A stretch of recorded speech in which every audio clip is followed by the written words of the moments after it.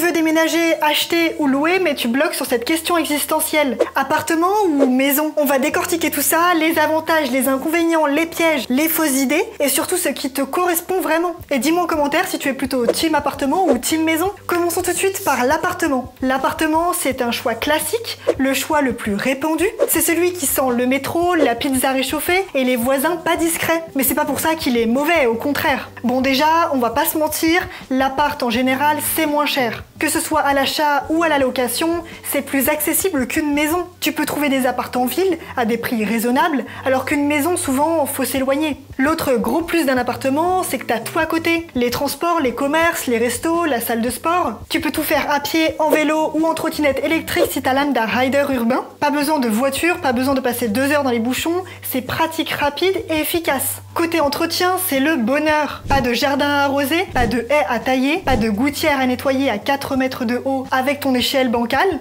En gros, tu t'occupes juste de ton appart et encore, ça va vite. Ton plus gros combat, c'est de trouver la motif pour sortir les poubelles et voilà. Et la sécurité aussi, c'est souvent un point fort. T'as des digicodes, des interphones, parfois des caméras, des voisins autour. T'es rarement isolé, donc en cas de souci, t'as toujours quelqu'un qui a entendu ou vu un truc. Parfois trop d'ailleurs. Et puis un petit bonus que les gens oublient, c'est le chauffage. Quand t'es en plein milieu d'un immeuble, t'as des voisins autour, au-dessus, en dessous. Donc la chaleur circule, tu chauffes moins et tu paies moins. C'est pas hyper écolo, mais ton portefeuille te remercie. Mais bon, évidemment, tout ça a aussi un revers, donc je vais vous parler des inconvénients. Le premier point évident, c'est l'espace. Un appart, t'as moins de surface, c'est plus compact. Donc si t'as 2 enfants, un chat qui court partout et un vélo d'appartement au milieu du salon, ça commence à faire bien serré. En deuxième point, tu as aussi le bruit. T'as des murs mitoyens, un plafond, un sol, et tout ça c'est souvent en carton. T'entends les gens marcher, parler, tirer une chaise, faire tomber un stylo. Et puis il y a toujours un voisin bizarre. Celui qui passe l'aspirateur à 23 h, celui qui joue du djembé le dimanche matin ou celui qui hurle sur sa box internet. Et les charges aussi, c'est un délire. Même si t'as jamais utilisé l'ascenseur parce que t'habites au premier, tu le payes. Entretien de l'immeuble, nettoyage, syndic, parfois même des travaux décidés sans toi. Et à la fin du mois, surprise, une régularisation de charges et tu n'as rien vu venir. Et le parking, il faut en parler. Tous les apparts n'en ont pas. Et si t'habites en centre-ville, se garer devient un sport de combat. Tu tournes pendant 25 minutes, tu trouves enfin une place, mais c'est un déménagement ou un sens interdit ou encore une zone de livraison. Bref, t'abandonnes. Et enfin, l'extérieur, ou plutôt le manque d'extérieur. Si t'as un balcon, c'est cool, mais parfois c'est tout petit, genre 1 mètre carré. Tu peux mettre une chaise et un pot de basilic, mais pas les deux, faut choisir. Et si t'as pas de balcon du tout, bah tu respires par la fenêtre. Allez, maintenant on passe à la maison. Donc pour commencer, les avantages. Alors la maison, c'est un peu l'image du rêve. T'as de l'espace, t'as du calme, t'as un jardin, et ok, t'as un évier qui fuit, mais au moins c'est ton évier. Déjà, le plus évident, c'est l'espace. T'as des pièces plus grandes, t'as des chambres pour tout le monde, parfois même un étage, un garage ou une buanderie. Bref, c'est pas juste un salon cuisine ouvert. T'as aussi de quoi créer des zones de vie, un coin pour les enfants, un coin télé, un coin bureau ou même un atelier. Tu n'es pas obligé de manger à 40 cm de ton lit. Et puis t'as un extérieur, un jardin, une terrasse, un coin pour le barbecue, un petit potager si t'es motivé, ou juste une table et 2 chaises pour prendre un café au soleil. Si tu veux une piscine gonflable, tu peux la mettre, un trampoline tu peux le planter par là. T'as la liberté de faire ce que tu veux dans ton espace. Niveau bruit, c'est aussi un grand oui. Tu peux marcher en talons sans faire vibrer l'appartement en dessous. T'as pas à vivre au rythme des pas de ton voisin du dessus ou des engueulades de celui d'à côté. Tu peux chanter, danser ou jouer du ukulélé. Bon, il y aura toujours un oiseau qui te juge, mais lui, il a pas de syndic. Justement, parlons de ça, tu es chez toi. Pas de syndic, pas de règles débiles du genre pas le droit d'étendre du linge visible depuis la rue. T'as pas besoin d'accord pour repeindre ta porte, ni pour mettre une girouette en forme de coque sur ton trottoir. Et justement, tu le personnalises comme tu veux. Tu veux une cuisine bleu fluo, tu peux le faire. Tu veux construire une cabane pour les gosses, tu peux le faire aussi. Tu peux même planter un palmier dans ton jardin de Normandie.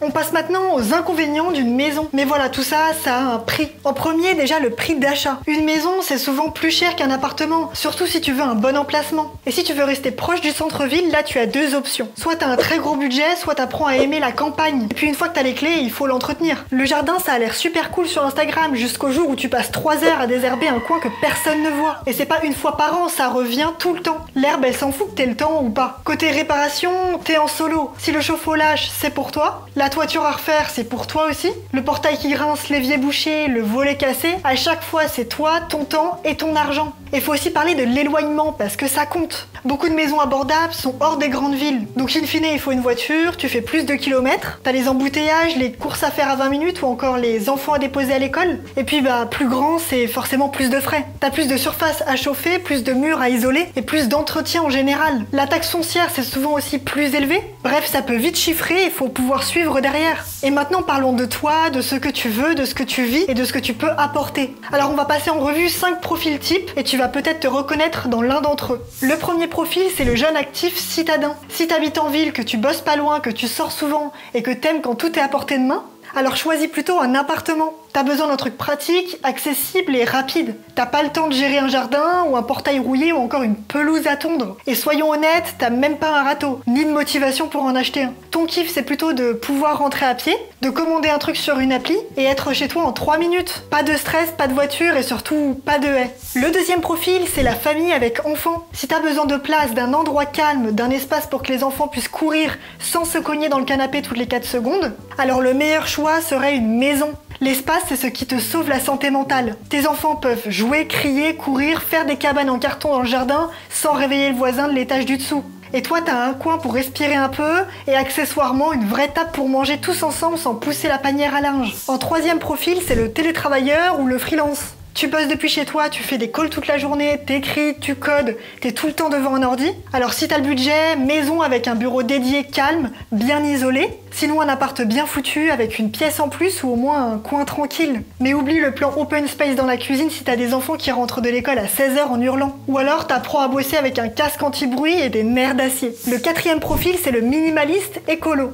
T'as pas envie de consommer pour consommer, t'aimes les petits espaces bien pensés, tu veux pouvoir vivre sans voiture et tout faire à pied ou à vélo, alors choisis l'appartement en centre ou proche des commodités. T'as besoin d'efficacité et pas d'accumulation. Pas besoin de 150 mètres carrés si tu vis avec 2 plantes et un chat. Tu veux juste un logement bien placé, pas énergivore, avec le marché bio et la gare à 10 minutes. Simple, propre et logique. Le cinquième profil, c'est le retraité peinard. T'as plus envie de monter les escaliers, plus envie de vivre au-dessus d'un bar et clairement pas envie de passer tes week-ends à changer des tuiles. Le mieux, c'est une maison de plein pied tranquille ou un appart avec ascenseur et voisins calmes. L'idée, c'est du confort, du silence, pas trop de tracas techniques. Et si en bonus tu as un petit extérieur pour faire pousser de tomates et lire le journal au soleil, là c'est le jackpot. En gros, le bon logement, c'est pas un standard, c'est un reflet de ta réalité, de tes priorités et de ton quotidien. Maintenant que tu as toutes les infos, dis-moi en commentaire de quel team tu es et surtout pourquoi. Et n'oublie pas d'activer la cloche, les prochaines vidéos arrivent très vite. Ciao!